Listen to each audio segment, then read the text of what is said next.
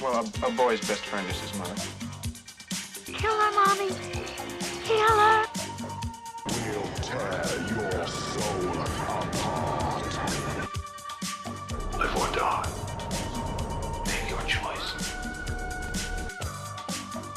What are you waiting for, huh? What are you waiting for? I'm not even gonna swat that fly. I hope they are watching. They'll see. They'll see and they'll know. And they'll say, why, she wouldn't even harm a fly.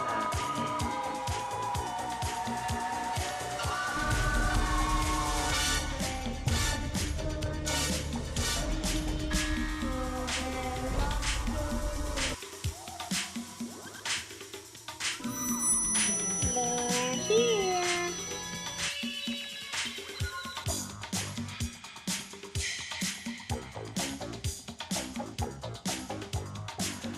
I met this 6-year-old child with this blank, pale, emotionless face.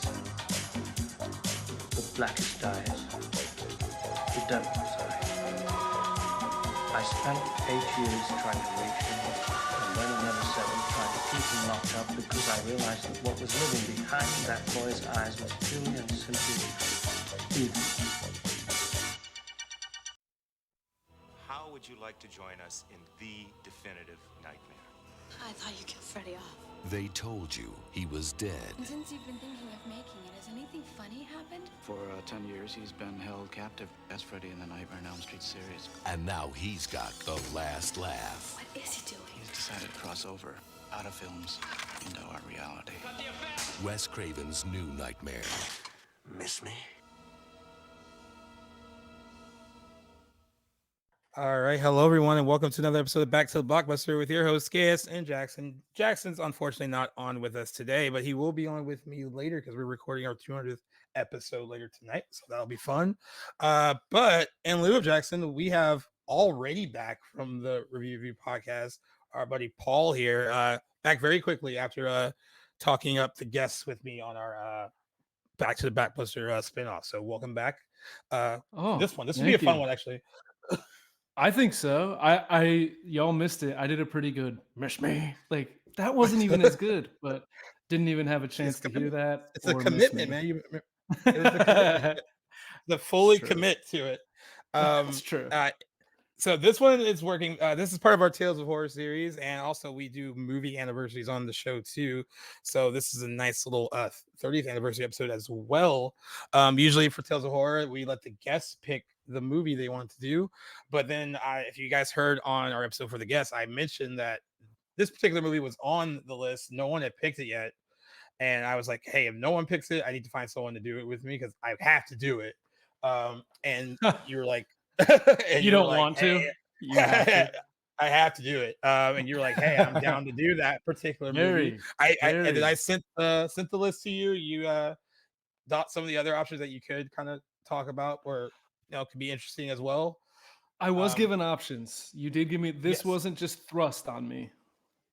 Yes, and you were like, but you thought you'd have more to say about Wes Craven's New Nightmare, which was originally released on October 14th, 1994, officially making most of us feel pretty old. No shit! Wow. Yeah. And this is an interesting one because Can't believe I'm 25. You're like, what? That math isn't mathing. 50th anniversary, my 25th birthday. There we go.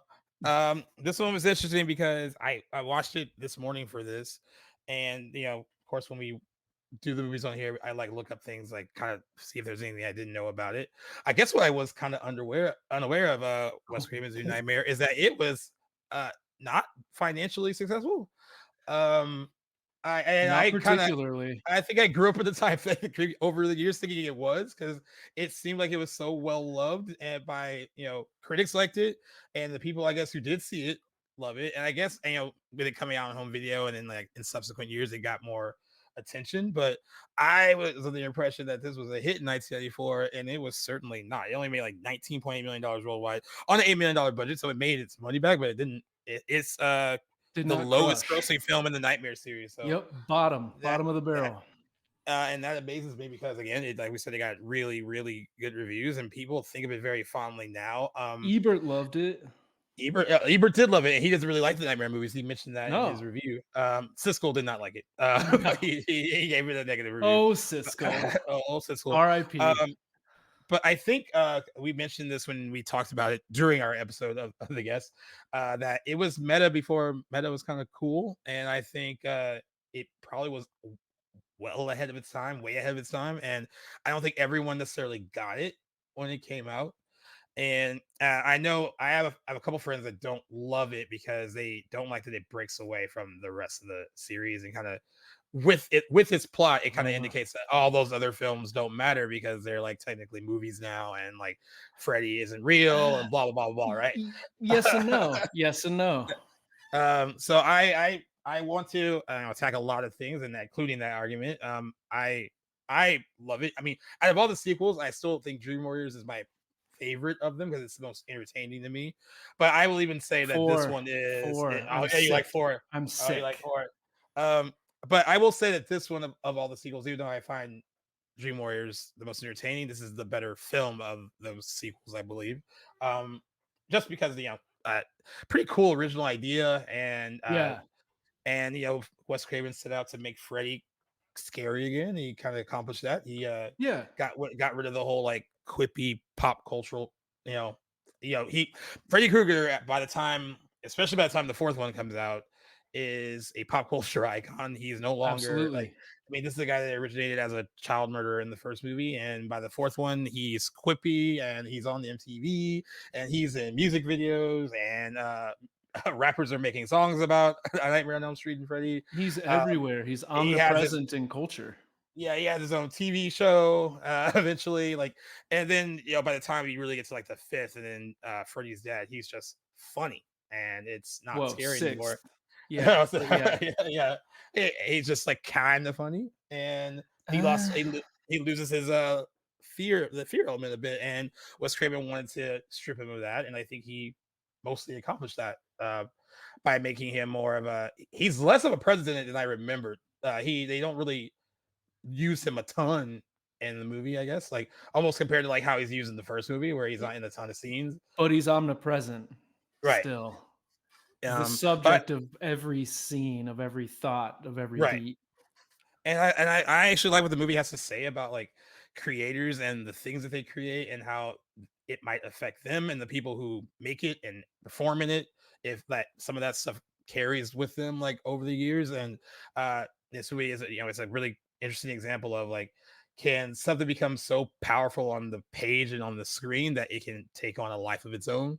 And that's another really cool idea in this too. I mean, that kind of gives it its own little element in its own way. It's a different kind of nightmare compared to what we've seen in the other movies. So yeah, I don't know. I think that's like a lot of great ideas. We're way ahead of its time, and I kind of don't think people got it then, but I think a lot of people, of course, get it now. I totally agree with that. The movie, this and Last Action Hero, exist in a time and a place and do a thing kind of concurrent with each other. Yeah. A summer apart or summer and a fall apart, very close to each other. That I think a lot of movies that come after owe a lot of credit to. I agree with that. I also felt that this movie was really financially successful, largely because I felt Freddy was omnipresent in culture, in the world. Like this character was so I saw the fifth one when I was really, really young, way too young, and could not even look at a movie jacket of Nightmare on Elm Street without feeling fear until I was almost like 13. It was a weird thing. And now it's like I have the European edition of the Freddy's Dead magnet looking me in the face on my fridge. So I've completely flipped here. Yeah, right. Which is what the franchise is all about. Right. And I do want to say I would have absolutely loved to talk about 2. I'm not the right person to do that.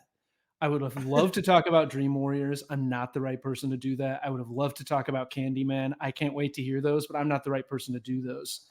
I do think with this movie, the main thing that I get outside of the meta and the meta and the meta and kind of how all of this stuff is kind of stacking on each other with this viewing outside of the kind of stark differentiation of like we're redoing the stuff from one but not when or how you'd expect, which is pretty cool. Right. But I haven't watched this movie with like a super critical eye, I don't think, ever in my life. And being, a self-proclaimed armchair quarterback, so look out. But this, man, conceptually, as you were saying, this movie is like 10 out of 10. Execution, the movie does super, super well. I absolutely love the score. I love the way it looks. I love the way it's edited. I watched this like slowly, paused, thought about how you were saying, like how it kind of cancels out some of the other sequels. I know Tuesday Night from 4 shows up in the funeral scene that they shot in the same cemetery that they used in 1. And so they try to tie in as much in terms of environments and cast to so many things, but I do think if you just watch 1 and this, you're fine. Like, you know exactly where you are. Like, you're not missing out on anything by being like, Tuesday Night from 4 was in the funeral scene. Like, you don't need that. But the movie it's, right now we have Megalopolis and Joker Folie à Deux not doing super well in terms of box office and critical reception. This movie didn't do well in critical reception. I'm not saying, or it did well in critical reception. I'm not saying that these are the same outside of this one thing. These are very specific artists doing their specific thing. Yeah. Because my understanding is Craven had very little interference. You understand? Same thing for you? They kind of gave him the power to do what he wanted. I think that I think they decided that, like, the best way to put it seems like he personally probably thought the franchise got away from him. It got away from what from what it was. And I know that he did some like co-writing on Dream Warriors. I don't know how much of that stuff they changed, that whatever he did on that, but like, eventually, what he created, it became something totally different. So I actually respect New Line Cinema for being like, hey, I have this idea. This is what I want to do. And since we all famously hear that New York Cinema was, the house that Freddy built, I think that they allowed him to do that because of what Nightmare 1 did for them. Shouts to Ninja Turtles, but like Freddy got you there. Freddy got you there. Ninja Turtles was like for a time like the highest grossing independent movie ever made. In 90, yeah. So I think that's why they gave him so much power. And like, I don't know if you would see that totally. I mean, like you mentioned those 2 movies, you saw it with those 2 directors, but sometimes studios are afraid to give directors that much power and control. So they should be. Because like on paper it is an out of the box idea to go like, okay, we're gonna say that the Nightmare series is a film franchise, and Freddy is a movie villain, and people like Heather Langenkamp, John Saxon, Robert Englund playing themselves, and then of course you have Robert Englund also playing Freddy Krueger in the movie too. But like, it's a lot to kind of on paper, I'm sure it read well too. I'm sure they're like, oh, this is really unique and different. We've never really done this before, but they had to think of like it being a gamble too. Like a huge one. Absolutely. Because like I'm gonna throw this to you too. Like, do you think do you think it would be successful today?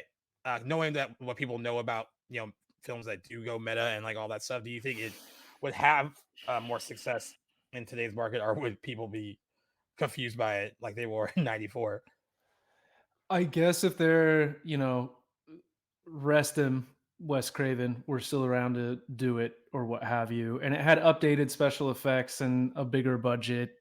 And it was basically treated, like the reboot attempt from 2010, that I think it would be medium received even. I think I was looking back on this really, really fondly.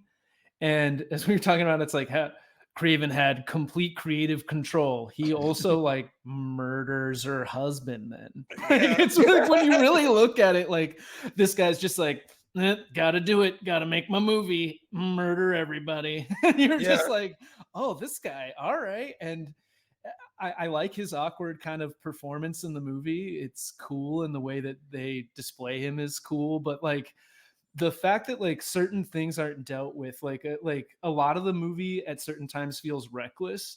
It, it I don't know how long it takes to get to the point as an actor where it's like you've had this role that you're completely defined by, because I can't empathize with that. But Yeah, yeah. like the overarching theme of the movie for me that really resonates is like, if you're defined by one role, like you can't escape it, and it can have effects that resonate through Right. generations through your life. It's outside of the like, do horror movies damage children, so on and so forth. There's so many great concepts, but Yeah. there are some plot holes. And boy, I'm just gonna say it, like, again, as an armchair quarterback, I ain't got shit to stand on here. Yeah. But listen to the review and watch reruns of Grimm on Amazon Prime. But I'm not a fan of most of the acting in this movie. Oh, that's interesting. I Yeah. All I, right. I think John Saxon is fucking great. I think the lady that plays Dr. Hefner is great. Oh, that But whole staff of doctors and nurses are just all evil. her They're the most the evil the hospital daughter ever, dude. the daughter nurse that goes all done, that pokes him Yeah. with the needle, who is Craven's daughter, great. Yeah. Like, a lot of the actors that paint the world in little parts are really good, but some of it is a little clunky for me. The movie at times feel, as well edited as it is, it doesn't feel slow to you. No, it's weird. So like what I realized today is and I don't mean to like skip to the ending because we No, geek all no. over the place here, but like what Yeah, I I like realized that. today is that the movie moves at such a brisk pace for me until she has to go save her son like in his world. And then like everything works for me so well leading up to that I don't really dig the whole like, huge effects laden like climax that we get during that portion of the film. Yeah. It's not like it's bad, but it just The feels the like set decoration is great. The set design is yeah, great, but it feel like I'm like, where am I? Like, yeah, like I know this isn't, now we're not in the Freddy world, right? We're in right, some demon's lair. But yeah. like that, I don't know, man. It just doesn't, maybe it doesn't carry over for me. Sorry to interrupt. Oh no, you're good. No, no, it just kind of for all the like clever stuff that happens before that, it just feels like a very like cliche kind of conclusion for the story, I guess. Like, Yeah. and I know that's probably like a weird thing to say because she has to have like some kind of battle with him, right? I mean, Well, it she's has to the be one. Hansel and Gretel allegory. They've Yeah, set it up the whole exactly. movie. The whole movie, and that's pretty heavy-handed. But yeah, Sometimes. so that was, but I think it moves pretty well. Where do you think it like kind of slows down for you, or like where you feel like there's pacing issues? I think it doesn't really start really getting going for me until the death of the husband, who is an Okay, allegory for Heather Langenkamp's actual husband. Like, this like a movie, special effects artist, right? takes from her actual life. Like, she had a stalker, so on and so forth. So the movie doesn't like get clicking until then, and then I feel like it doesn't really get clicking again until the Freddy um talk show Okay, appearance. That really works well, I guess. Like, there are things that I like, for sure. Like, I like the movie, but yeah, it's like the babysitter, I like that she's kind of playing almost like a dual role. Like, at times I almost feel like she's a bad guy for some reason. There are just things about it. But it's one of those things where it's like almost shots, scenes, little things just all feel slightly too long. And that's the like kind of what you're saying. Like, I'm probably talking less about what I saw, like what I should be talking about. But it's one of those things, like, I think like at points in the first act, points in the second act, and a lot of the third act, the movie's really moving. But right. there were at times that I was just kind of like, I don't know. I feel like it doesn't really get going until they're at the doctor, until Dr. Hefner and John Saxon arrive, until like the funeral and like the doctor scenes. Right. So do you think it kind of takes too long, like setting up the like this is a real thing? Wait, this isn't we're in a Hollywood kind of movie world, like establishing that like space as like an actress now who doesn't really want to do this stuff anymore because of you know the experiences that she's going through in her real life with the stalker and you know and then especially after her husband dies with her kid getting actually her kid was getting weird before that he was Yeah. uh like it really it does like the first part of the movie really does go out of its way to set up like okay this is a movie within a movie like we need you to Yeah. understand like you know having her go to like the New Line offices like all that other stuff to kind of show that like this is not like the Nightmare on Elm Street that you're used to. There is Yeah. a lot of it seems like there's a lot of setup for that to get you to get I guess get people used to it.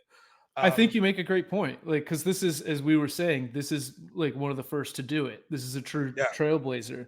So it has to kind of really go through some motions. And I guess, like, if I were to watch it again right now, start to finish, after having this little bit of this conversation, I'd be like, oh, I guess it's not that clunky. I'm just thinking of it by more so today's standard. right I don't right know. But like, uh, the other thing that I feel like it's like we're 20 minutes into this and we haven't talked about the earthquakes. And the no earthquakes happen all the time through this all the movie. time. And they were filming concurrently during the Northwich earthquake. It's So crazy. so all That's the footage of crazy. like the earthquake Yeah. destruction with actual real footage. Um, which is a frightening thing when you like live Yeah. in Southern California. Uh, yeah, the earthquake stuff is done pretty well and handled pretty well. Um, The makes you feel slash like is you're really really the cool. flashes to the wall thing is done pretty well. Um, I mean, I like how it immediately starts off with like it makes you think from the opening scene that like you're back in Freddy's lair and he's making a new glove, and it makes you feel like you're in a Yeah. Nightmare on Elm Street movie until you learn quickly like no, this is just an actor and they're on the movie set. And I mean, I kind of wish I would have saw this in theaters in '94 to know what the Oh reaction was yeah. to be like, oh, like they're going full out with this whole like movie within a movie thing. Yeah. um it's a solid opening that kind of sets up like what the movie is going to be, but I can imagine being deeply confused after that and then going into Sure. like because we talked about when with Halloween 3 with David, and I was like, you know the trailers that I watched for that movie when it came out clearly indicate that it's not going to be like the other Halloween movies, They but push it apparently really hard. yeah, but it seemed like there was still confusion when people saw it. Like even though Yep. there were like trailers out there that told you what it was going to be, I think the trailer for this shows you what it's going to be. Because I watched it, and it does indicate Mhm. that it's not going to be like the other movies. Um, but again, it probably did kind of set some people It, in the it does. It doesn't, but it does. I agree with you. The trailer and the movie do a pretty good job of like, this isn't a movie about making a movie or making movies. This isn't The Player, the Robert Altman Okay, movie, The Player. This is a movie about a movie being made with actors not playing characters, but playing versions of themselves. So it's right, just like all these different like layers. Like, it can be a deep pool to swim at times or a deep tunnel to fall down, but like you were saying, the movie sets up really well. Craven does this better because everybody in the Nightmare series does this, and it's still fairly effective in this movie. It's effective a lot throughout the series, but nobody does it better than Craven, where it's like suddenly somebody's asleep, or are they yeah, asleep, or are they sleepwalking, or that kind of a thing. I would have loved to have not seen this at all in the last 10 or 15 years. I would have okay, had a totally different experience. Or I bet you, as we talked about in my previous appearance, I don't have kids. yeah, So that I think is another big thing. The movie starts as you were saying, like there's an earthquake, and we see this kid that's clearly disturbed, and because he's played by Miko Hughes. yeah, who is the like, kid, the Pet scary little Cemetery, cemetery, and yeah. So yeah, you know he's gonna be a little fucked up. yeah, yeah. But like, so when the doctor has all the scalpels on her finger later in the movie, I'm like, Yeah. I mean, I Yeah. immediately thought of Yeah. Pet Cemetery. Yeah. But The ah, John Saxon and that doctor I just mentioned. Like, Yep. I don't know outside of that. Like, it's like, and I don't want to be tough on like a kid, but it's like the Miko Hughes of it all sometimes, and he's not the only one because it's several people. I also think Robert Englund is fucking fantastic in this movie, in and out Yeah. of makeup. He's Yeah. great. I think It's so too. I would have liked more of him as himself. Like I would have. I mean, I know oh you have. I know you have like the one scene where she's on the phone with him. Other than his other appearance when he's out of makeup, after yeah, they leave the interview, he's um, you painting yeah, he's painting, and you can tell that this is affecting him too. right. Like he's aware that like something is amiss. You can tell that Which during the you had to get conversation, that far through that painting to notice that? right? To notice Like, that, right? bro, Um, you added 0.02% to the painting that you didn't need to add, and it yeah, took you that exactly. long? Exactly. But I kind of, and I know it's her story, and we're supposed to show how like this Yeah. affects her and her family and all that stuff.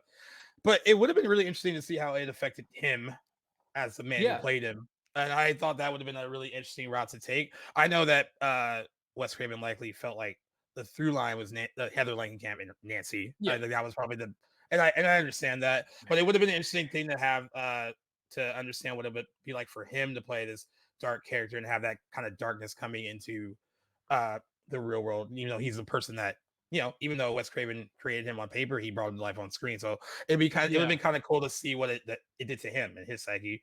And you only get a hint of that in that scene, but I would have liked to have seen more of that. I agree, It would have been kind of especially cool. to like post the talk show appearance like that, and Yeah, post painting, because in that talk show appearance, right, he's like signing autographs, he's like posing for yeah, people. And I know a big thing for Wes Craven and people in general was kids obsessed with this character, yeah, obsessed with this franchise, like young kids. And that's the thing in this movie all the way through as well, is it's like, is the art we're creating damaging society yeah. somehow? And I like that. Do you feel like it leaves that question kind of unanswered? Like, I do, and I kind of like that. Yeah, I think it does, and I like that too. Actually, I like that it's, you know, hinted at, and you can kind of see it through those things. Like you see it with like the talk show appearance because there's a bunch of kids in the audience too that are obsessing over Yeah, that character. I also love with that appearance that Wes Craven acknowledges what Freddy Krueger became in pop culture, because that's how he, during that whole appearance, he acts like he would have acted in 4, 5, and 6, and like, you know, it was sure. very funny. And I'm glad that he didn't ignore that because he was aware of what the character had become.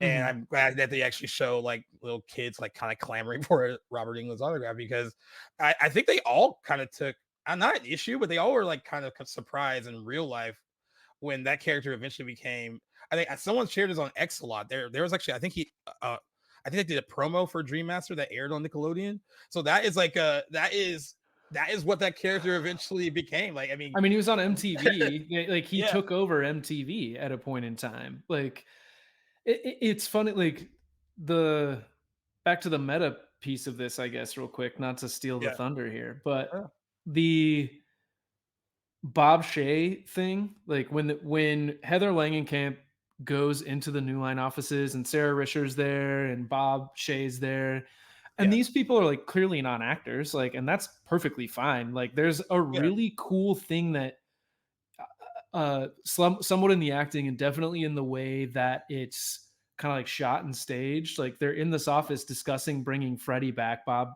the head of New Line, playing himself, Bob yeah, Shea, and who's appeared in the series several times yeah, already, yeah, and Heather Langenkamp, who's been in 1 and 3.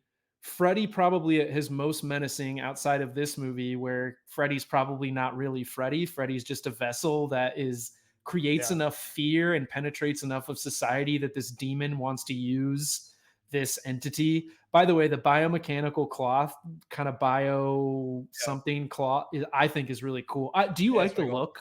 I like the Oh yeah, look. The I look like is the look. cool. Lots I menacing. like that. I like that. I like the look. I like throwing on like, you know, like the jacket trench coat thing too, the I like dark the jacket, dark trench coat. It's and cool. He's the like fucking and black he's combat kind of boots. buff. And he's Yeah, kind like of buff, but when they're in that office, behind Bob Shea, he has like this Freddy shrine. Yeah. Like it's like pop art of Freddy and action figures and VHSs and busts and scripts and all this stuff. And in that scene, you kind of get the feeling that like Freddy is there and in control. Like Freddy Like guiding is that meeting. like, yeah, like he's make her do it, make her do it. he's omnipresent. Like, you Yeah. know, but it's interesting too, because like the demon wants Heather dead before she can do the movie, right? Because if they do the movie, the demon can't come through. True. Yeah. That's what it seems like. I think that's what's happening. That's the thing Yeah. too, is like I've probably seen this movie half a dozen times now, or somewhere in that neighborhood, Yeah. and I still have to ask that question.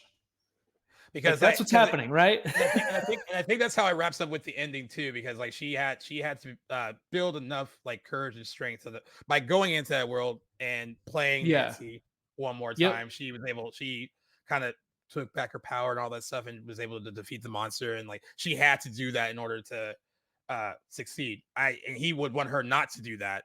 That he wants to kill her first, but not just kill her, but like, you know, take away Make her her suffer. husband, make her suffer, torture her Or kids. Wes Craven wants to make her suffer. Yeah, that's also a weird thing when you're watching it, right? Because I kind of wonder what everyone involved, but mostly Heather Langenkamp, like thought when she first read it. Couldn't you Because just stop writing this movie? Just stop writing it. Well, she acknowledges that stop it's like, killing people I love.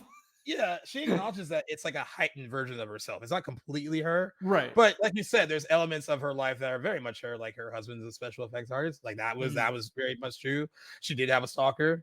And I don't know if the franchise deeply affected her in a way that it affects the movie version of Heather. Yeah. But it's still like enough that you're like, it would have to be weird to read. And like that scene at the end where they're reading the script together, because like, and now she like, you know, and originally that, you know, Heather would not want to share that story with him because like she wants to that spread that fear to him. But like in that part of her life, right? Part of her life, and what that ending shows you is that like they can like face the monster together, and like that is the cool thing about how it wraps up.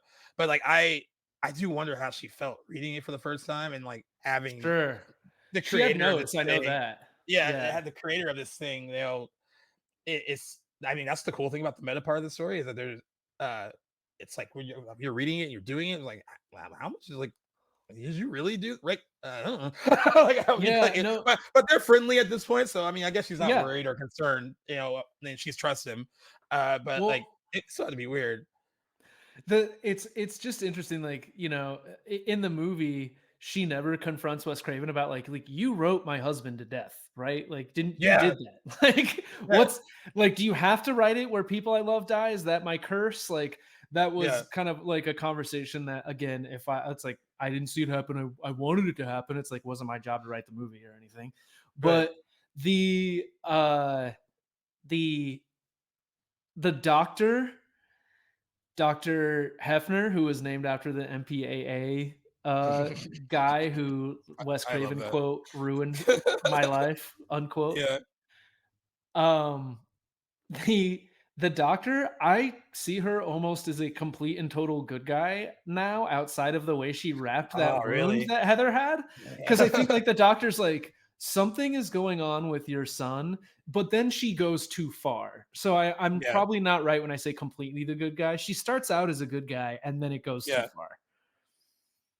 Yeah, I mean, it's hard for me every time I watch the movie, and it felt like this since the first time I saw it till now. I just love how the hospital staff there, at least the people that we mostly see, just seem so uncharacteristically like evil to me. Oh, they like, do. really all authority figures are a big thing in nightmare movies, right?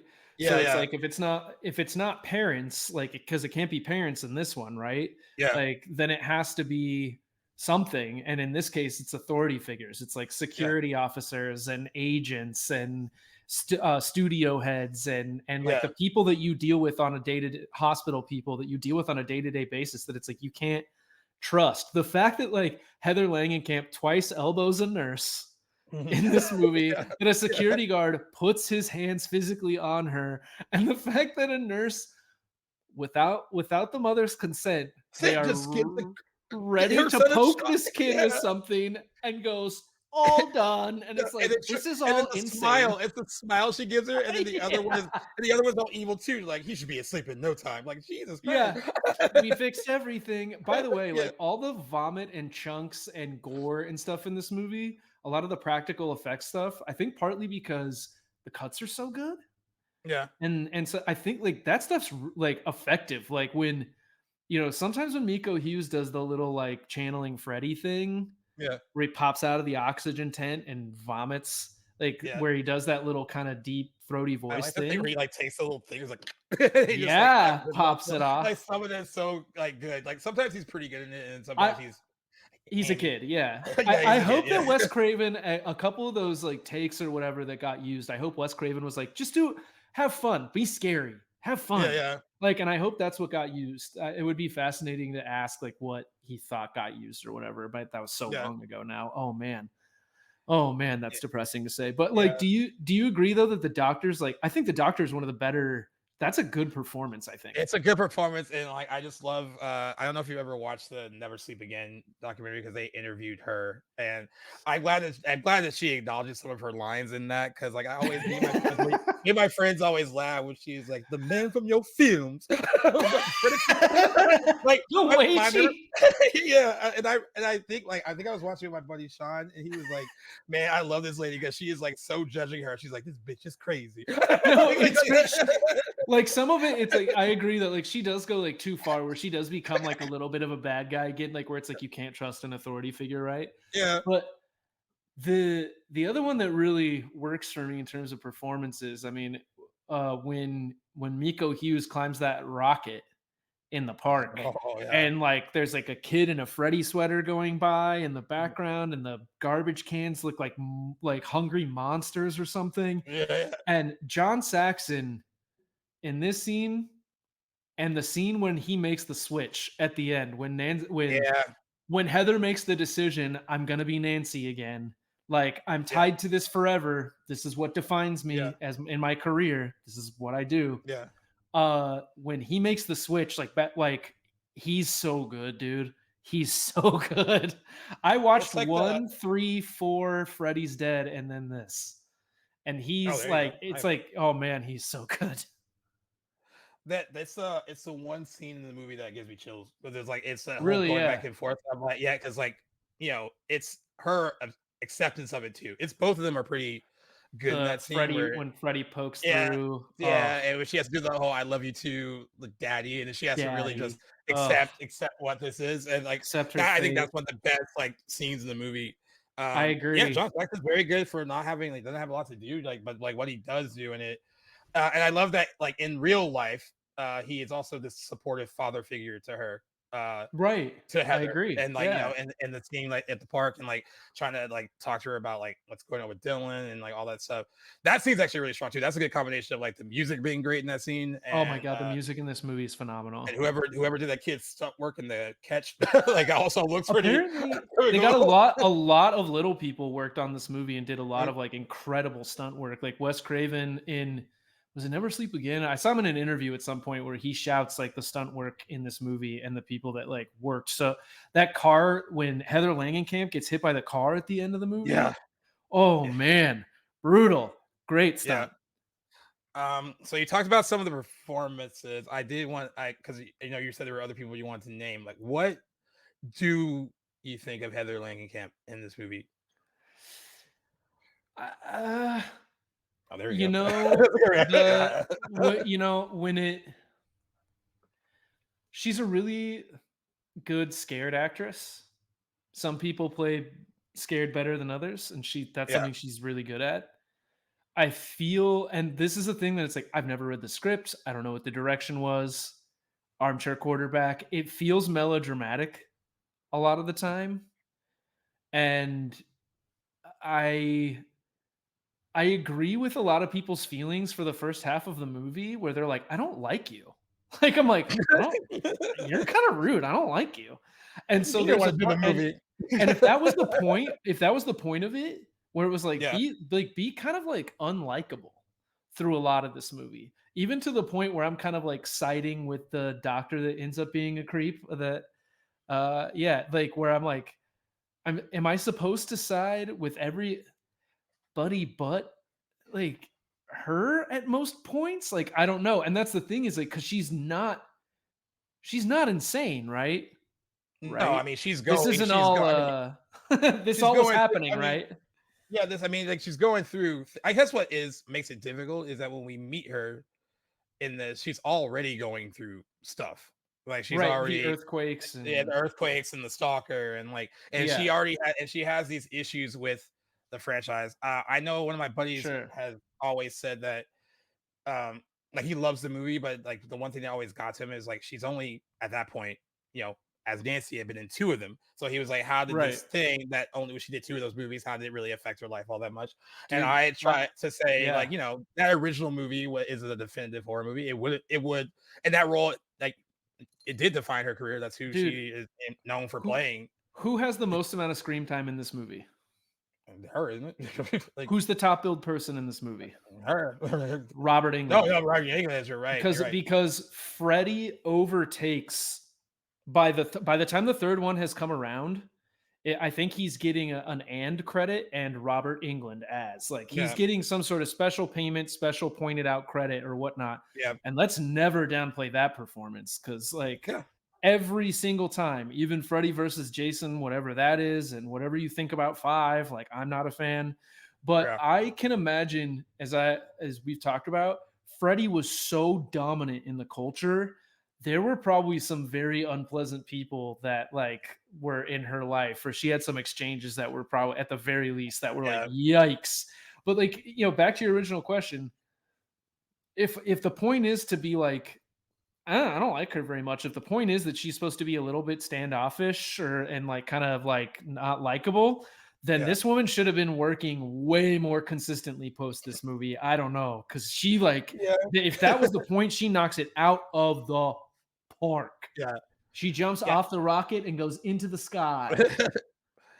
I think she gets better as the movie goes along too. Like the more that she And she's more becomes scared. more scared Yeah, and more more concerned for crazy. more concerned for her son. Like it's weird because like as the movie goes along, it feels like it takes a while in the beginning to be like, oh, like she's supposed to be Heather, like, she's playing herself. But eventually, Right. as the movie goes along and it gets like closer to its climax, it's like I feel like I'm watching Nancy. I mean, I just as a heightened older version of that character. Like she's Yeah, able I to agree. separate it a bit. And because I think I like her because what she's a fun final girl. Like in the first Nightmare on Yeah. Elm Street, she's great. She, and Nightmare 3, you can argue that maybe she's too young to be playing the part that she's playing in Nightmare Well, 3. and I think Nightmare 3 is supposed to take place like 7 or 8 years after Nightmare 1. Like that's the Which thing is about Nightmare that's so messed up is like I think Nightmare 2 is supposed to take place after 4, like between like 4 and 5, I think. And like I'm not 100% sure. That's the other thing that's like can be tough about being a Nightmare fan is I know somebody out there, a fan out there is going to be like they're all already in order. And I've read other things that say no, people that have been involved say no. And that's the thing that it's like I love Alice. Alice is my warrior woman in this franchise. And Nancy's great and all, but I think it does carry over to me that I think it's you say 3 is your favorite, right? Yeah. The first one's my favorite, but sequel wise, the third one is my favorite sequel. I think the first one is the best film without Yeah. question. Yeah. This one is maybe the second best film. Yeah. My favorite is 4. And that's the thing is 3 I think sets you up for kind of a fall because it has to go somewhere. That character has to go somewhere. He has to go kind of with the direction this movie went where it's really dark or they go MTV what they did and I think it's great and I think Alice is great and I understand that Wes Craven thought this was like balancing the series back out and I agree that it's like with 3 this is when Freddy was like at his most powerful, he was at his peak. I know 4 was the top grossing, but 3 set 4 up really well. And so, I get why you'd want to use Nancy. That's also who I think most people identify with. Right. I think. I mean, they do. I mean, diehards do like Alice. I mean, they definitely Like she is. I know people that She's my like her favorite. more than I know people that like her more than Nancy, or at least say that she should be up there right alongside her. Um, and because she has like a pretty good arc too. Like she goes from this like meek and mild, like innocent kind of character to someone who, through her friends dying, takes on like all their characteristics and becomes like someone strong enough to fight him in the end. And that's cool. See, I mean, it's a cool progression. One might even argue that that progression is a little better than whatever Nancy goes through in the first one. I like both. Like they're both like dealing with, kind of one parent households, one where a parent has passed away. And Yeah. one like decides to Kevin McAllister it at the end, and the other one is like with our like Power Range it, get into the Megazord and like become the Megazord, whatever. And like that's the thing that's really fun about this franchise and fun about this movie in particular is it's like we're gonna reset it. We're not gonna do a reboot. We're not gonna do a remake. We're not gonna make a Yeah. sequel. We're gonna do something completely different, and that is the I think the most special and coolest thing about this movie. It does something totally different, and for the most part, like it's very successful in Yeah. making a lot of those things that are different satisfying. I think I was recently talking about Alien 3 on my podcast, the review, normally every other Wednesday. But I love Alien 3. That movie is dark. It is Very dark. It is brutal. It is a tough watch. And I know the director of that movie is like, no, thank you, has never seen it. David Fincher's So- like, peace. Yeah. But I love that movie because I see the Alien movies that arc ended. Movies 1 through 3 arc over. I'm not important. It's not important to me how this weapon, these aliens were created. I'm worried Yeah. about this character, this person. Yeah. And that's what I think this movie does successfully as well. It's giving Nancy and Heather this character arc, more so Heather. Clearly, Yeah. I mean, I know we don't talk in order here. It's beautiful, Yep. but I want what do you think it's successful at most of like what it's trying to do? Yeah, I mean, I think it gives the character closure. It gives the actress some closure too, which is great. I always wonder how they were going to bring her back. 'Cause, like, I mean, all the movies exist, and she died in the third Right. one. So I always wonder how they were going to find a way to Right. bring Heather back in their, definitive nightmare movie. But then, of course, we're watching that definitive nightmare movie, right? This is all what Wes is writing, and then that's what Yeah. we're seeing. But I think it does. It gives her the closure that she needs, and I think that is what it's pretty successful at. And I think that Heather Langenkamp is able to convey all those emotions pretty. I do like the idea that this thing did become something that could have affected her, so that especially after having a kid, would Yeah. she want to be associated with something like this? And it's like you said earlier, especially considering how many kids love Freddy Krueger and all that, and would she want to like? Clearly, she's tried to like shelter her son from it, and then didn't want him to ever really see it. And you brought it up earlier, like what this kind of says about like kids watching things like this. I think that the movie tries to explore that a little bit, but then kind of drops it because it's he's not really, it's not something he's seeing on his own behind her back. It's something that he's being shown to, like, by whatever the demon is, whether it's Freddy or whatever it is. So he's not seeing these things on his own. Like he's it's being shown to him by something out of their control. But it would be interesting to kind of explore that idea. Yeah. I assume it's Pazuzu, maybe. But it does have a, I mean, it's seeing how Dylan just gets affected by having it come into his world and his life. I guess it does speak on what kids can do if they watch some of these things too young, and how can it affect them when they're too young.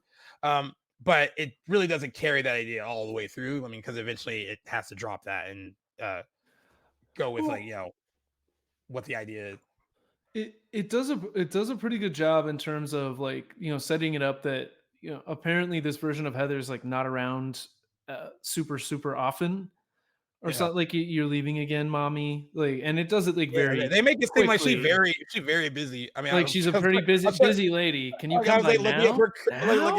Looking at her credits around this time, I was like, she wasn't that busy. Like, busy enough. Yeah, busy enough, I guess. But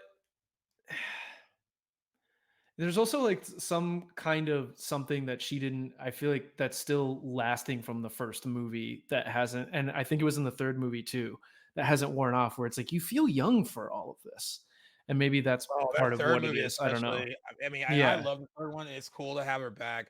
I was bummed out when I first saw it as a kid and they killed her. Mm, It was a bum, mm. but like there is like she I is. love when legacy I- characters die or Yeah. seeming Oh legacy no, it's characters a die. it was a bold move. I mean, I thought it was I think I was one of the ideas left over from Wes Craven that she would die, and that was like Mhm. that was I think the right thing to do, because it definitely probably was a surprise when the movie came out. And but she Oh, does yeah. seem so much younger, like especially when compared with the guy the doctor in that movie that Bill Maher? who I think it's who looks Bobo like Bobo Bill Maher. he looks like Bill Maher. Yeah. Will Jar? Will Yeah. Jar. I think his name's Will Jar. She looks so much younger than him, especially when they're in Oh, scenes yeah. together. And she comes off young, and I think she was very young when she made it. Like she was pretty young I think when she she was in made her the movie. late So 20s or early 30s when she did this like movie. yeah, so it's like that was always the issue in three. It was fine in one because she's both they're supposed to be in high school and like I got it. Yeah. Um Well, the idea, I guess the thing that doesn't float for me, like that the movie is pushing, is that the what we have done, what we did, and what it does from there, Nightmare on Elm Street, yeah, does not define me, what I'm yeah, going to do, who I will be. And I yeah, will not be a party to this or, like attached to it for my whole life. I think that's part of right. like what sharing the story at the end of the movie is, like you were saying, where it's like I'm not going to let Yeah, this thing control me. But she yeah. does like let the kid watch the TV a couple times a little longer, where you'd be like, why didn't you just turn, why, what? You And I know, know she she just unplugs it at a like point, but like it still Dylan, works like she was like anyway. looking at him back and forth, like, no, just turn it off. Yeah. Yeah, what are you waiting for him to attack you? Oh, you are. Yeah. But the like I like that idea, but it doesn't. I don't feel like it fully lands. Like it's even in the title, like Wes Craven's New Nightmare. Like what I've done doesn't define me. Like it's Yeah. laden throughout this thing, and like Freddy doesn't have to look the same. We don't have to do the marshmallow trick the same. We don't have to. So there are Yeah. repeat beats that escalate that are super super satisfying, but there Yeah. is kind of a like me, see me, like kind of Yeah. a thing that this movie Going on. does. Yeah. I also kind of think what would happen if it was made today is that it would get accused of like a lot of fan service. I don't think that would. I don't think that Oh, happened. I don't think that would. I don't think that happened too much in '94. But I think you like you have the whole hospital scene with Julie, which is like a total recall to Tina oh, dying in the first yeah. one, right?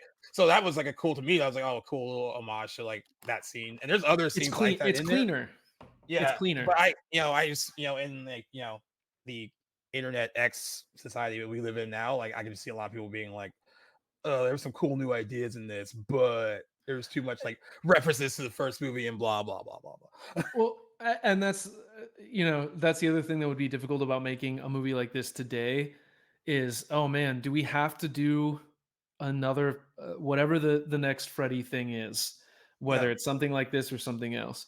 Do we make this as a period piece where we don't have to worry as much about technology? Do they have the yeah, budget for that? Or is this a thing where uh, we modernize it? Does Freddy become almost like a virus that's spread through phones or people talking about him, so on and so forth, like they do in Freddy versus yeah, Jason, kind of, where they try to suppress it? yeah. I don't think. Yeah, what's interesting too. I also I had another friend that was like, okay, I like the whole movie within the movie idea. He's one of those people that hates that it does seem like it detaches itself from the other.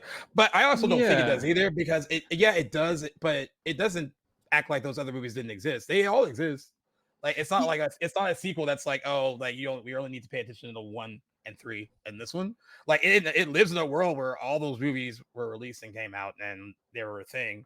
But he was like, couldn't they have done another idea where it was like you could do like a Nightmare on Elm Street movie, but maybe they're making a movie about a Nightmare on Elm Street movie, but you still can like you know like based on like like what Scream 3. like Yeah. yeah exactly. And I was like, I guess that could have worked, but I don't even think that would have conveyed what he wanted to really say. And I think he wanted to say in a lot of ways that this thing just became bigger than me, and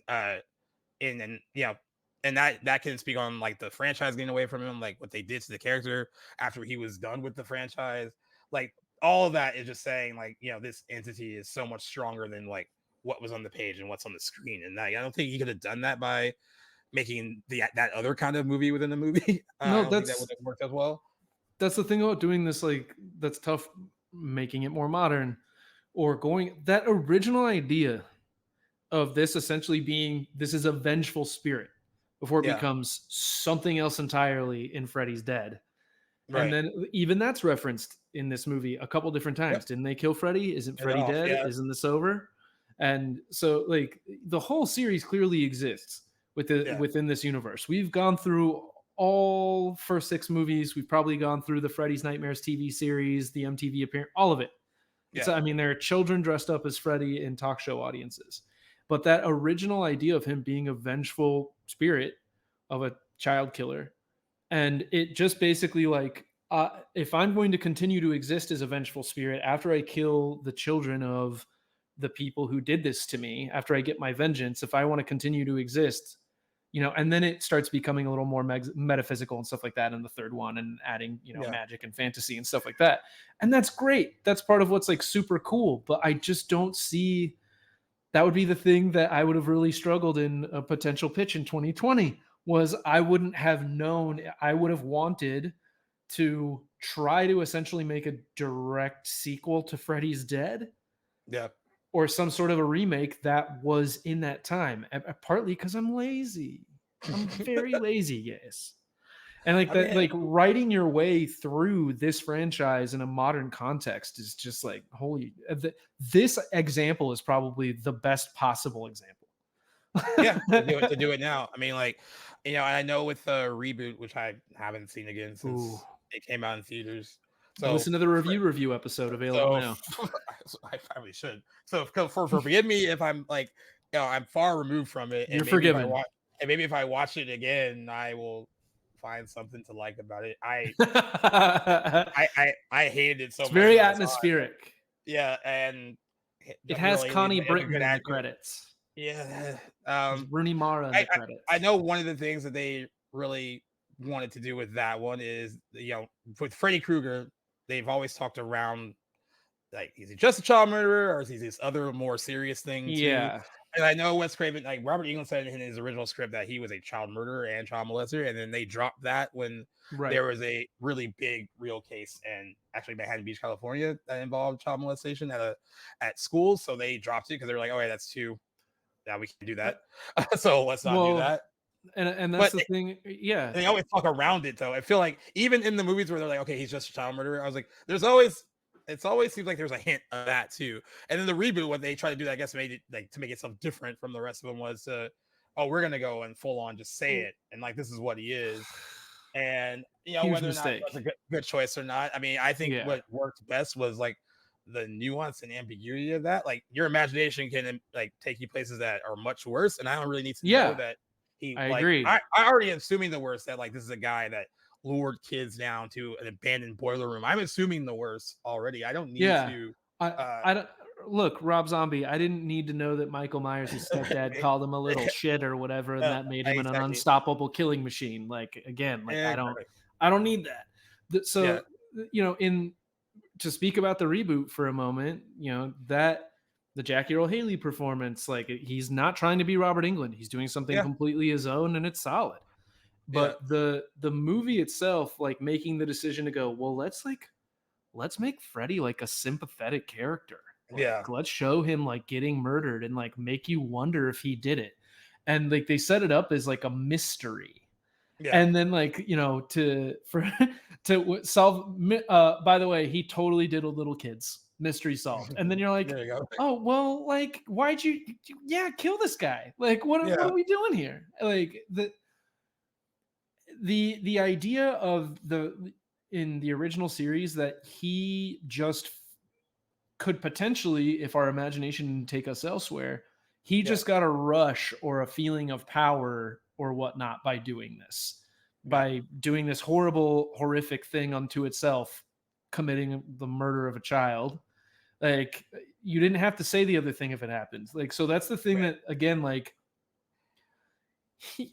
That was the in the reboot we talk about this in the podcast a little bit too, where it's like the idea of like, well, let's make maybe he was killed unjustly. It's like no, the way it worked in the original series works just fine. Yeah, it's fine. Like they all knew he was bad, and the justice system fucked up, and then they decided to like Right. take matters into their own hands. Like that's all we need to know. And he remains the bad guy always at every moment, and Yeah. he never is so bad where it's like I almost feel bad. Like I don't really want to watch this. Yeah, that's true. And I think that's what of course they were going to try to reboot it, and of course it was Platinum Dunes when they were rebooting every horror movie back then. He'll revenge but the fallen every time. Yeah, I'm not sure. I mean, I selfishly want to see Freddy Krueger on the big screen again. Just I think it'd be cool to do it. But it does seem like Wes Craven put a nice little button on it with this movie, like being like, this is all you can really do anymore. I mean, I know we got Freddy versus Jason because of fan service and that it's fun and it is what it is, and it's its own thing, and that's what the fans wanted for years, and they gave it to them. It's fine. It's and like this legendary Hong Kong director coming in and doing this like American horror titan like yeah. And then you have the reboot, which didn't work for anyone, almost anyone. Worked for some people's wallets, I'm sure. Yeah, but it seemed like what he did in 1994, like, kind of put a nice bow on the franchise a bit, like. It's one of those things like the attempt to do that was Freddy's Dead, I guess. And, there's a clear direction to me as someone who's not a fan of 5. The clear direction to me was, well, let's explore this thing of Alice having a kid named Jake Johnson. I don't know, maybe you have him play the role. Who's to say? But you have this kid that has experienced this in life. He moves away. He forgets about all this stuff. He's living with his grandparents in California or whatever, comes back home and then sees his mom after first time in a bajillion years or whatever. And that's the thing that who knows, but like the idea of like, well, let's just kill him in this context completely removed. Cause that almost feels removed from the series. Like where you go to Springwood and it's like, Tom and Roseanne being like, we miss our kids. It's, the movie goes, nipples on the bat suit goes all the way. Yeah. So I don't know, man, whoever ends up with this, whether it's, Flanagan is rumored or whoever it is, they for sure have their work cut out for them. Yeah. Because this is a good way to do. It's such a great way to do it. I think it is. I mean, like I said, it acknowledges, the success of the franchise while also, allowing the original creator and some of the creative team and then the people in front of the camera to come back and put an end to it in a proper way, like for them, that works for all of them. And I think like, Wes Craven didn't care about Freddy versus Jason, all that. They're going to do it, whatever. He's not like John Carpenter, but yeah. Yeah, I think he kind of felt like, at least he got to say what he wanted to say and do what he wanted to do. Yeah. With the franchise as a whole. And, to have that kind of creative control over something you created that was definitely, I won't say taken from you, but like it kind of took on the life of its own, where they were like, hey, we would love you on board for like the second movie. Like, oh, I'm gonna see a movie, right? We're gonna make it without you. Like, oh, okay. Yeah.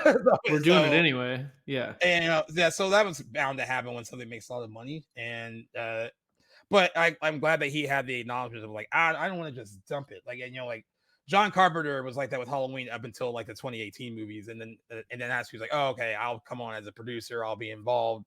But with like, but like, for a long time, Jamie Lee Curtis tried to get him involved with H2O, and he was like, thanks, but no thanks. Yeah. So it's cool that Wes Craven release was like, hey, I want to revisit this thing and see if I can do anything new with it. There's unfinished business, and like had like a good idea to bring, and I think you have to have everyone be on board with it too, like everyone that was involved for the most part. I mean, he even wanted Johnny Depp for that funeral scene, and Johnny Depp says he wished he would have asked him because he would have done it, but he was too afraid to because Johnny Depp was at that point. Not even Johnny Depp the way we know him, like post Pirates, but he was a big star. He'd done like Crybaby and Edward Scissorhands and all sorts of stuff. Like he had made it. Yeah, so he didn't ask him, and he like, but for the most part, he did Freddy's Dead. I know. Yeah, so he's like, I definitely would have done, a little spot in Wes Craven's New Nightmare.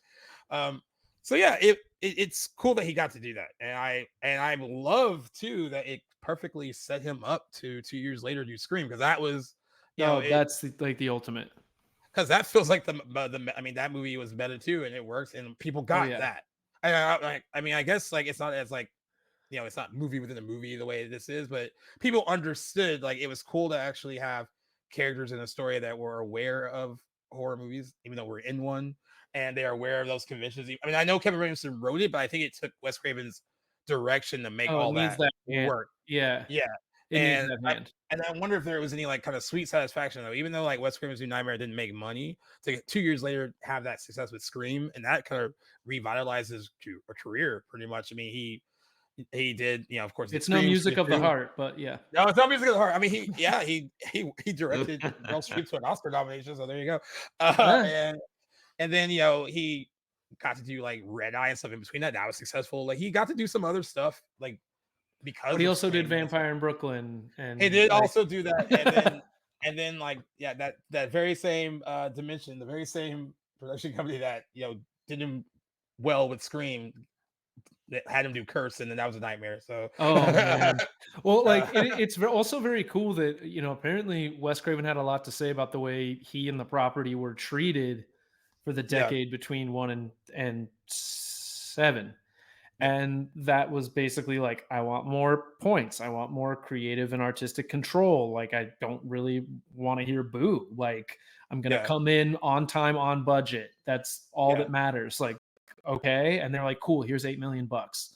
So, like, that's pretty rad unto yeah, itself. Like, for him to not only have the bravery to go forward with this artistic vision, take no doubt a ton of notes that he felt were worthy from studio people, as well as actors, as well as grips, as well as.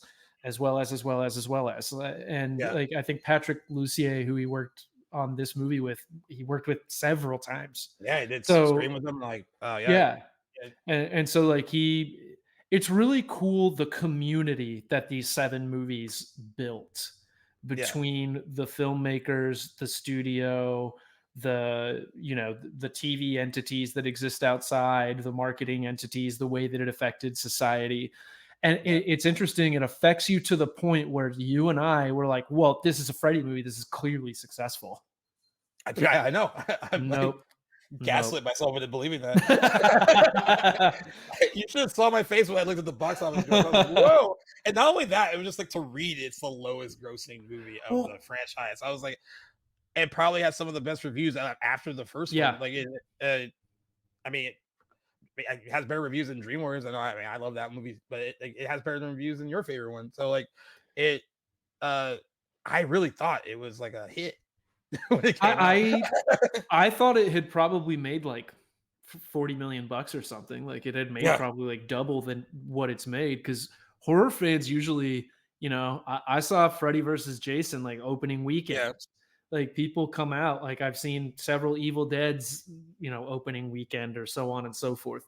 Like people come out for genre movies, especially horror. So I just yeah. assumed this movie made a lot more money than it did. And also, like, this does not look like an $8 million movie.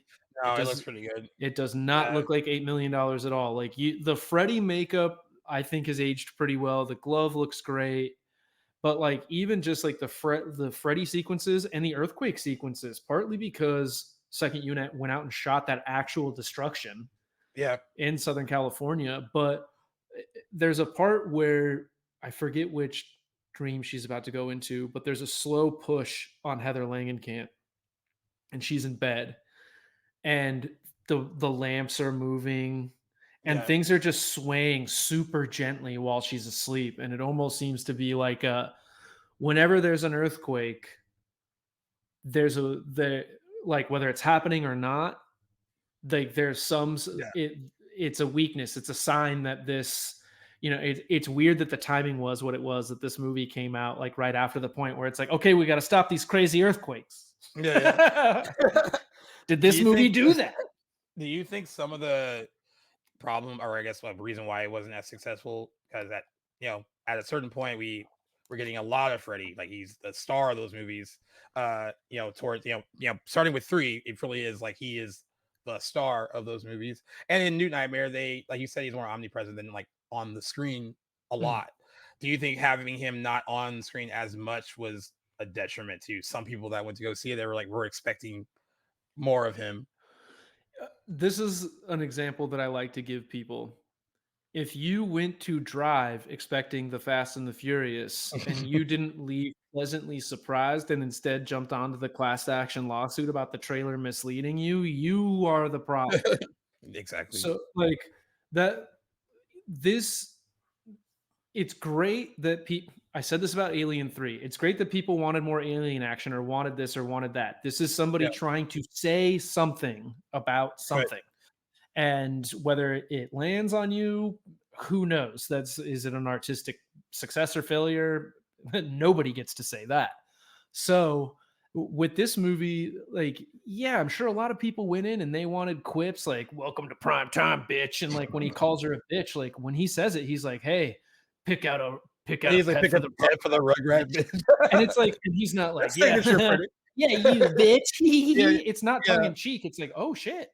Yeah. Like and like that's kind of the thing that I think the movie sets you up for really, really quickly, similar to Alien 3. Like, we're gonna kill Newton Hicks right now, partly because those characters don't matter. They don't do anything other than move Ripley's story forward. That's all those characters do. So if you want them to die in their sleep now or get cocooned and have a chest burster explode out of them, your choice. I think it's nicer that they die while they're asleep. So this movie is partly about the character progression of Freddy, but it's really more about the character progression of Wes Craven and Heather Langenkamp and Bob Shea and people that this demon has defined them. It has controlled them. It's about overcoming this thing that is omnipresent in their life. And I personally think, like, it's very effective. It lands on me really well. It's cool if you or other people are like, no, he's the funny scary guy. Like, that's cool too. I love 4. I admit I'm a weirdo, but I like that this goes, again, something totally different. Yeah, and I think this movie probably did a lot of work, probably maybe fixing some of those relationships. So I know Wes Craven and Bob Shea kind of had a falling out post the first movie because Bob Shea, he's a businessman, and he was like, I want to make some money off of this, and Wes Craven was like, yeah, that's my baby. Like, this is what you're doing to it. Like, I kind of can understand that, and like it probably presented this kind of like come to Jesus moment of like, all right, we can get back together on this thing, and kind of the movie served a purpose in a lot of ways, probably to like really mend a lot of offenses and then also, like I said, allow Wes Craven to put that part of his life maybe to rest and like in a way that he felt meant something to him. But then also showing these other people who are involved in creating it that this is just as much theirs as it was his. So I want this to kind of be a moment for you guys to kind of put this to rest too, if that's what you want.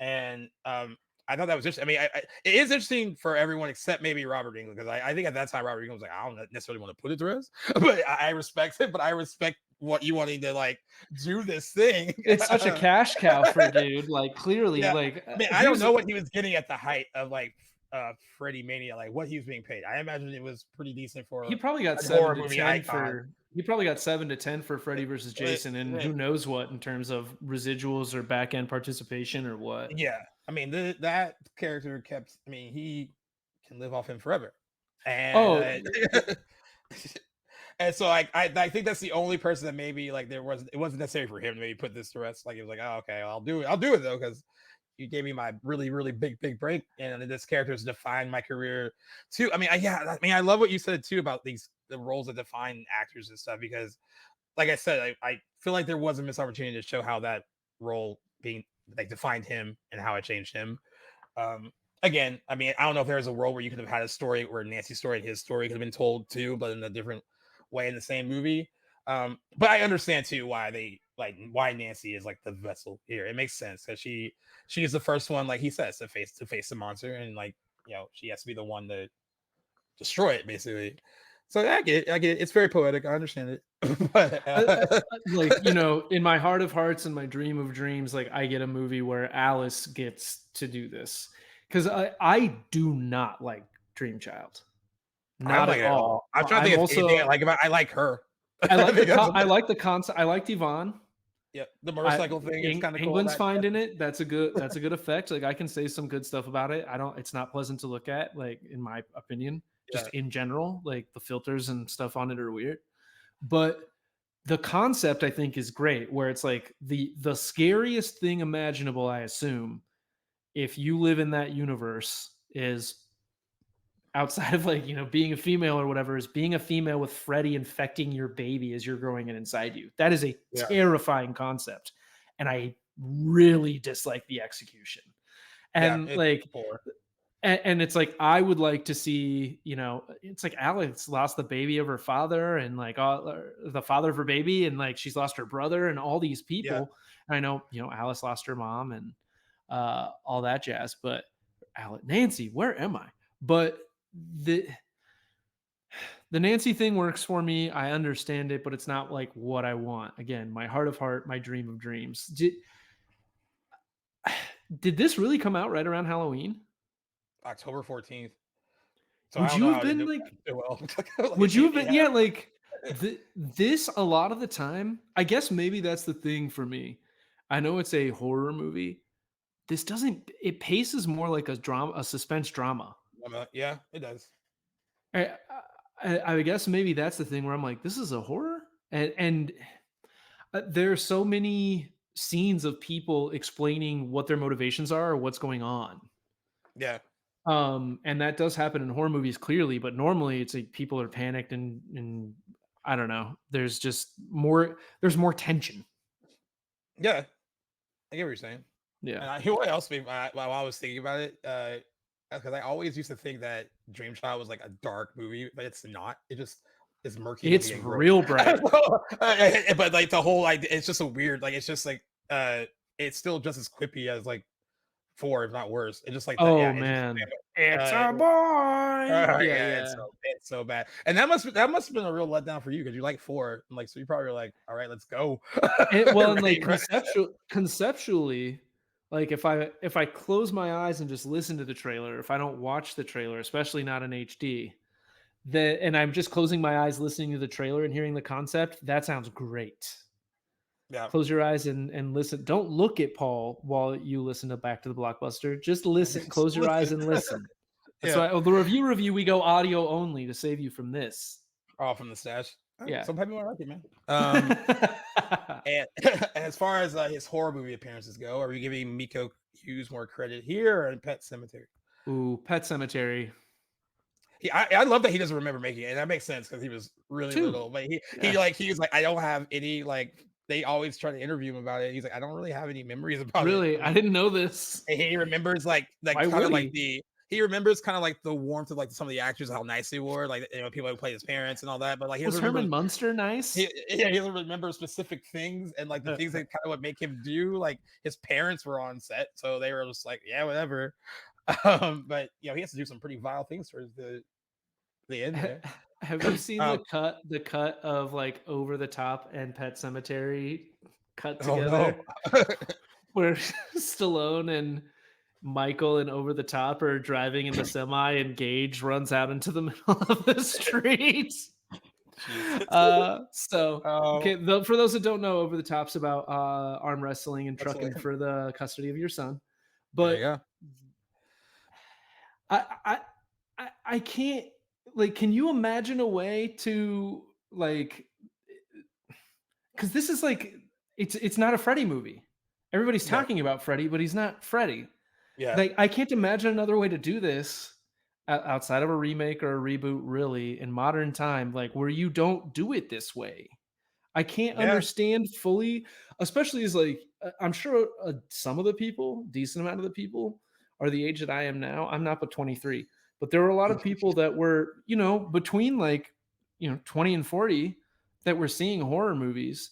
But this doesn't feel like a jump out. Does this feel like a jump out Hollywood horror movie to you? Like a studio horror slasher? Not really. I mean, like there's because it's too out. I mean, it's too out of the box, like narrative wise, to like really feel that way. Like it's doing some really interesting things with the screenplay and all that, and how it's the execution of it feels much different than a typical Hollywood like slasher movie. You can tell that he was making something that was this would be considered an elevated horror film now today. I mean, we've been talking about it for an hour and 17 Yeah, minutes, so it's it's for the most part of it anyway. it is But very elevated. Like it'd be like really smart to like today's audience, like that. And I don't know if today's audience would be like accept it because it's so smart, or would they would reject it because they feel like it thinks it's so smart. do you think it does think it's so smart? I think it. I think it's smart, but I also think that it thinks that it's really like So do I. smart. Yeah, but Like, I think the movie at least it knows is it's actually smart. At least it's actually smart. But I think it is walking around with like the sign over it said like, oh yeah, this is a smart fucking movie, guys. It's like when you see a cat or a dog like out in the world, or you go to your family's house and they have a cat or a dog, and they're like, oh, this is Maxine, and you're like, oh, pretty girl, and they're like, she knows. This is one of those movies. It's like that kind of cat or dog where it's like, just strutting. Like, it is a good looking movie. Yeah, it's a good looking movie, and like you said, it looks like it cost more than $8 million. Yeah, it's scored beautifully. I love the little flutters of not only the original Nightmare theme, but like stuff from like 3, 4. That's the other thing that's like that exists in the movie, that it uses so many locations and music cues and lines, and some of the times the lines are like really thick, where it's like, all right, Nancy, get some sleep, that kind of stuff. But a lot of it is just like it slips it in there. It's a slick fucking movie. Yep, and it was smart to like not disregard any of those movies. I mean, I think that was we talked about it a little bit. Well, or no, I talked about it with, I forgot who I talked about it with. I'm doing this so much lately. Working for a living. How that is like an issue with like the Halloween movies, like how you're making when you want to make the 2018 one, right? We're gonna disregard everything after Halloween 1. Like there was like that and like I think that you kind of alienate part of the fan base who, hey, I love Halloween 2, I love Halloween 4. Sure. And I think that can be a mistake, at least, even though this film was smart by not trying to reboot it or just kind of do something like completely out of the box. Like, oh, this is like, we're going to disregard all those sequels. Like, no, they exist. And I'm like glad they acknowledge them in a way, like either by cameos, locations, just in the dialogue. We know that this is a whole franchise and not just, 2 movies that starred Heather Langenkamp. Like, I think that was just really smart to do. I agree. Way, like, because it's off fans of the other movies. It's disrespectful to the fandom, and like horror is mostly built on fandom. And you talked about Halloween. Halloween kind of Nightmare and Halloween follow Friday. Believe it or not, there's a thing that Friday is an originator of, is doing this like, wait, vengeful spirit back from the grave? Like what? And like the supernatural of it. And then it goes like way overboard in like Jason Lives in New Blood.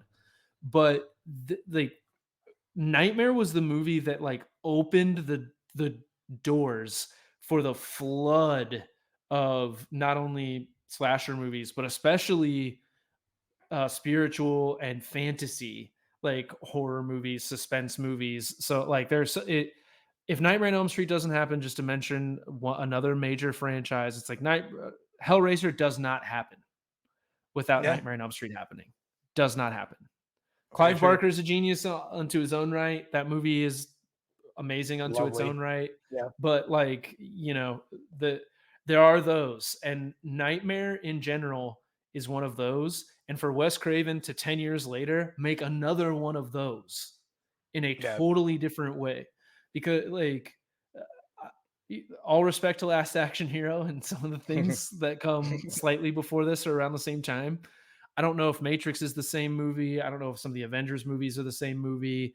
I think this, and there are movies that come between that do some stuff, but it's like, we could sit here and list 100 movies that take a lot of the general meta concept without layering it as much that this movie does. Yeah, I agree. And you know what? Freddy had a better like 90s than some of the other horror icons. Like this was a good movie in 94. I mean, we had Jason's Go to Hell in the 90s. We had Halloween, The Curse of Michael Myers in the 90s. I love that one though. We're really good to like, you had one, but it's you had some questionable Child's Play movies in the 90s. So like at least this one was good. I also realized when we were talking about Nightmare 5 that 1989 wasn't a good year for horror icons either, because that movie came out in 89, Halloween 5 came out in 89, and Jason Takes Manhattan came out in 89. Ooh, so like, it was a really rough year for. The I think I Mount liked Rushmore of horror I villains. think I like Jason Goes to Hell, and I like what was the one with the copycat? Oh, The new a new New Beginning. chapter, a New new Beginning. beginning. I actually like that one. New beginning's okay to a degree, but like, yeesh. Yeah, I mean every it's like their Halloween 3, I guess. No, That franchise. nothing is more repetitive than Friday the 13th. As I gave it credit for being an originator of the Yeah, supernatural stuff that they I don't mean, break you from the can formula at all, really. yeah, and it's like you could go, "Well, what about Rosemary's Baby or Exorcist?" It's Yeah, like those aren't slashers. This is yeah, different stuff. yeah, agreed. I I'm so excited to get the steelbook of this movie, you lucky duck, by the way. I mean, I Yeah. would have loved the Steelbook, but yeah, Whatever, you I gotta think I got it for come free. Yeah. on. I Yeah, can't but complain. okay, thanks for owning up to that. I would have rather gotten a free one. So I'm so excited for the steelbook. I'm sure you've seen it. The design is super cool. Yeah. I watched this movie recently. I will watch one and this movie again, maybe during the month of October. I go so hard in the paint with horror movies in Please. October. Yeah, I do too. I probably will. You know, it's interesting because like we're gonna cover Nightmare on Elm Street in November for its anniversary. Oh, nice. Yeah, so I'll be watching it probably a lot because I mean, it's part of my spooky season viewing, and I'll have to watch it again for Yeah. that. Um, It's a really special thing. It's a really, yeah, really the special whole thing. franchise works pretty well, probably better than most of the big horror franchises out there. I mean, it has some big ideas and big swings sometimes, and at least it does that. It speaks in a universal language that is terrifying. At some point, you're gonna have to sleep. Yeah, And I feel like you're gonna talk about a point that I want to make when you do your Nightmare One episode, so I'll leave it. But that I think is, if people say math or music is the universal language, yeah, I'm in my sleep, a killer is chasing me and I can't run. yeah. It's Or I'm frightening. having that feeling of like I'm walking backward and falling. Like these are Yeah, things everywhere across the world that everybody feels. And I think that and like as I've gotten older, it's like overshare here. My grandmother in front of my family, when she was diagnosed with all sorts of various issues, the doctor was going over the treatment options and she starts laughing and says, "Honey, I'm not worth the price of a bullet." And you whoa, start to understand like the macabre, yeah. funny, weird catharsis of understanding life and death. You almost have to And get there. this is a movie. This is a movie series that I think partly because of we all go to sleep or whatever, but we all live and die. And this Yeah, movie just this movie does not dispatch people until the one that I love so much. Very willy nilly. Like yeah, when people die, it's a big deal. And like yeah, again, I can't wait to listen to your episode about two because I have seen documentaries about that movie. I've been to Q yeah. and A's about that movie. I had a very close friend that's no longer with us that loved that movie and like opened me up to that movie. And like that movie is, I have a man, deeper appreciation of it today, yeah, me too. Me than too. I used to. I used to like think of it as a lesser entry of that franchise, Yeah. and it was through documentaries and like meeting other fans who love that movie. Yeah. It's That gave me a another much deeper appreciation of it. semi-universal thing. Yeah, It's a universal thing that some people can tap into and some people can't. yeah, And it's one of those things. It's like like communicating that to me through horror, like yeah, was like whoa, like yeah. what I can't wait to listen to your episode about that movie again. Like I'm not the right person to talk about it. I could sit here and talk about it for 3 hours, but I'm not the right person to talk about that Well, I mean, at least you know what I mean. Like, yeah, movie. at least you know. Yeah, I mean, I just to put a button on it. I mean, I like what like again what this movie does too, because like when you're a writer, you always think about like the things that I create, like how much power can it have, like what can Right. once it's out there. Yeah. Uh, and I think this movie, without totally beating you over the head with it, does a good job of like talking about like the things that you create, like what they can kind of do or they can get out of control, and like it becomes like so much bigger than you, or Yes. it can become. And I love what he was trying to say with that, and I think he accomplished that pretty well. I think like to through using Freddy, like Freddy became so much bigger than, and like I love what you said earlier too, that this may not even be like Freddy Krueger as we know him. This is just Right. something like some kind of like entity that's using this character as a vessel to get into our Ye- world. And like that's an interesting look at it as well.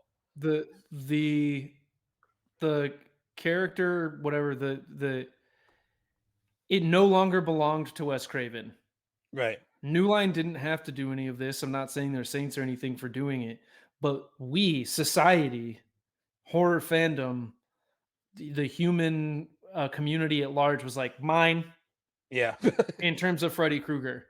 Like they Yeah. have done with no, there's a reason why this character in this list is a little outdated, but I'm gonna reference it anyway. There's a reason why this character is the only, like, 80s slasher, what have you, that's on the AFI 100 greatest villains list, number Yeah. 40. Like yeah, I love that we Yes. came on here and talk about this one movie, but man, I would do a podcast about this entire series. And my last piece, and you can tell me if I'm being too heavy-handed. In my award-winning screenplay, Reset Button, too heavy-handed. There's a scene where the lead character is having a dream and he's hiking and he's running and trying to catch up to someone. And he looks down and he can't catch up and his feet are like caught in the sand and he can't get out. It's like marshmallows. Yeah. And eventually he's able to get free and turns around and somebody he wasn't expecting to be there was there. And she says, "Miss me?" I couldn't help myself. You gotta do it. Heavy-handed. Oh, but also a big moment in this movie too, right? It's like Yeah. I remember when I was younger and I saw Both of those movies, the Marshmallow Stairs, yeah. Yeah, I remember watching that scene when I was younger when she's in the closet and he just like pops out. It scared the hell out of me when I was a kid. The And it's, music. it's the first real time that we see him, like the new him. Where you can really look at him. Look at him, yeah. And so it's such a cool, fun moment, and then like really recalls their first fight, I guess, in the first Nightmare, where like in the bedroom and all that stuff. And not necessarily shot for shot, but like it kind of harkens back to that a bit. So it's cool. Like he was doing fan service before fan service was cool, but like it was like a whole lot of things in that movie that was just ahead of its time, and that's probably why it didn't do as well as it should have. But I'm so glad people appreciate it now, and I think it's ranked highly on a lot of people's like list. Like when they talk about their favorite of the series, it's pretty high. Or they say what we said earlier. It's like of the sequels, it's a better film than some of the other sequels. It's a better movie than my favorite one. Yeah, I admitted that. I'll admit it again. And I'm gonna do what we do on the review podcast. This is like a 3.5 out of 5, a very strong 3.5. I like that I have it, that I can access it when I want on physical media. It's something I'll definitely watch again. And it's something that I would definitely like to have this conversation about with someone again, wouldn't you? Yeah, definitely. Yeah. Great. I mean, I definitely would. And I'm gonna go a little higher than you. I'm gonna give it a 4. Oh, nice. Like I said, the only thing that like, and it's not like it ruins the movie. I just don't love like the climax. Like once she goes down to in his world and they have to have the fight, and like because it's so much of the movie before that is so clever in its execution, and like even some of the action set pieces before that are better. Like I prefer stuff on the freeway than to anything that happens in like the climax. Like the stuff on the freeway is really cool because it's like even though the effects are not so great today, it's still like this cool. Like I love the voiceover. Like we're realizing like why he's going across the freeway. He's trying to get back home because she had that whole discussion about like home isn't too far from here. He's like right across the freeway. So it's a whole really cool combination of things going on in that scene that I think make it work. It's just the climax just feels like it was taken from like something else and just like we don't know they want to have something big, I guess, to like end it on. It feels tacked. Yeah, I mean, I don't hate it. Like it doesn't ruin the movie, but it just feels like more conventional than the rest of it. It's interesting that for whatever reason the choice was made to be like, hey, this is all a Hansel and Gretel allegory. Like like you can escape the witch, like that sort of a deal. And in this case, like the witch is Freddy. And to this movie's credit, again, Freddy versus Jason, it is what it is. It has its moments. I find it very entertaining despite its many flaws. But that also is a movie where a kid wakes There's a kid that wakes up from a nightmare and catches his dad's head and then tries to use it to defend himself from getting macheted. Yeah. It's got great moments, Yeah. but you know, I think this is if we don't say this is its own thing, if we say this is part of the series, which it was almost called Yeah. Nightmare 7. It's a hard act to follow. Clearly, the last two couldn't do it. Yeah, and honestly, I don't know what I want to see from the franchise now. Mm. Uh, I mean, I know I want him back on the big screen. I know some people have said that even a TV show could work, like a streaming show or something like that. Mm. I feel like something like Hellraiser is better suited for like an anthology TV series or something. But that's got to be on like HBO or something, bro. Yeah, That's yeah, all where they get- sadomasochism. yeah, they gotta go all, they gotta go full out. You're right. Not that I don't this isn't, know. but Yeah, I don't know. Like I think, like I said earlier, this puts a nice bow on things, and it feels like if this was gonna be like the last like official Nightmare on Elm Street movie, I'm fine with that, and it does end it well. But you know, I really don't know what story you can tell now that would work, and without feeling like it was a rehash of the first movie or some of the other ones, or yeah. we already found that a straight reboot doesn't work. Maybe someone else could do a straight reboot that could work. I gave you part of my pitch for an alternate part 6. Yeah, So there you go. that's all I can say. As much as I'd love to delete part 5, I wouldn't. And I know it's a thing where it's like RoboCop. RoboCop 1 is so specific and perfect. Yeah. It's a singular thing, and 2 has some things to say and whatever, and then 3 is what it is. As much as I love Fred Decker, the Monster Squad forever. Yeah. But there's a RoboCop TV show coming. Yeah.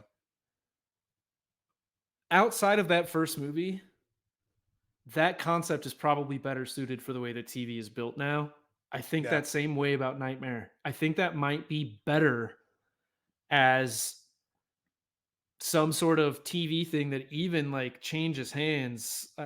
And speaking of Robert England, but not counting the Goldbergs, whatever, if this was it, probably right. He's done, right? Yeah, he said he's too old. Yeah. He said he can't like. He said that before. He said the stunt work is too much. He's like in his 70s now. Heather Lincoln kept up to agree with him. She thinks that he can do it again. I saw that. Yeah, she thinks like, they have stuntmen do all the hard work. You can still put on the makeup and play the character and do it well. And a part of me kind of like, I don't want to say died a little bit inside when he said that, but it is a character that's it feels like it's so singularly his. Like it'd be weird for someone else to play it. And nothing against Jackie Earle Haley when he did it. It wasn't like he was bad. No, he's not. He's doing something different. It was just different, but it's something like, to have someone else play that role and do it justice. I know he's suggested someone like Kevin Bacon do it, and he would probably be great. He's a great physical actor. That's the thing I think England doesn't get credit for, whether it's The Adventures of Ford Fairlane or it's Freddy Krueger. He is a fantastic physical actor. He's a trained actor. He's exceptionally good at what he does. This is a hard role to play. This is not a place in the mind or the psyche that you want to go, and especially not the way you want to play it out when your psyche goes to those places. It's a very strange, and the fact that he's so effective at it is very special. But you're going to talk about this in 2, and you may already know this. The studio replaced England with a stuntman for 2. I think it's some of those scene, right? And some of those shots are used, and you can tell that's not him. Yeah, like the movement, the embodiment of that character is so specific. Yeah, no one else I think could do this if they're not trying to do their own thing and not an actor. And so like I get to a degree where he's like a stuntman cannot do this. Right. But if it's like, I don't know what his acting skills are, but if it's like Ray Park, I don't know, somebody who's a great, like has a great physicality as an actor. I don't know. Mads Mikkelsen has an incredible physicality as an actor. So there are a few, but only a few. Yeah. That can do all of it. Yeah, it'd be hard. And at least he's honest about it. I'm glad that he's always been honest, whether it's like, I don't think I can do it anymore. I love that he does love this franchise too. I mean, he can talk about each one of them and find something good, even about part 5 to say about each. I love you, Vaughn. About motorcycle each one. thing. I mean, he's aware of what the fans love. He calls Dream Warriors the fan favorite, and that seems to be true. Like, I agree. He also talks about how Dream Master, that was the highest grossing one for a while. and up Until until Freddy Freddy versus Jason. versus Jason. Yeah, so yeah, he has a deep affinity for each one, even though like the creative people might have changed behind the scenes on each movie. Like Yeah. he loves everything about the character and the story, and I respect that. So many great people in movies got their start in this franchise. Yeah. Wes Craven, Johnny Depp, Chuck Russell, Frank Darabont, Brian Helgeland, the Wheat Brothers, Rennie Harlan, like yeah. Stephen Hopkins, the director of the fifth one, who was pretty successful. He did Ghost in the Darkness and Predator 2 and several things. And so it's a thing where it's like a lot of these movies must be pretty good because a lot of these people worked on things that are insane. If you don't think Cutthroat Island is insane from budget and everything else, like I don't want to know you. Yeah. All right, Paul, tell everyone what do you have coming up on the review podcast. I didn't intro you with like talking about your podcast, or you've already been on before, good. but you still get to pimp it out on any episode. I'm gonna do it. Dude. Cool. Review normally every other Wednesday.